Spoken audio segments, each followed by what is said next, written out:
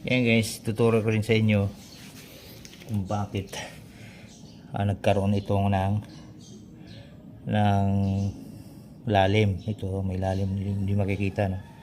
Ayan, ang gawa nito ito guys, so ito matalas kasi ito.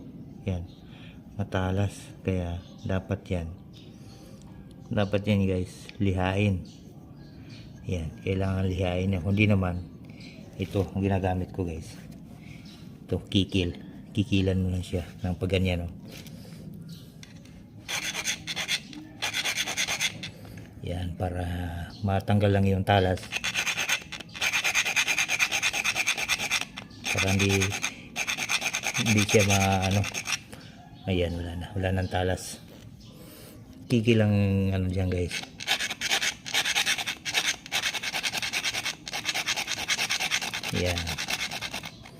Yan, wala na, oh. Yan, talas, oh. Kaya dito siya kumakaskas dito sa may matalas. Yan lang guys, kung naging ganun yung flyball nyo, ganun lang gagawin nyo. Hasain lang tong dulo nito.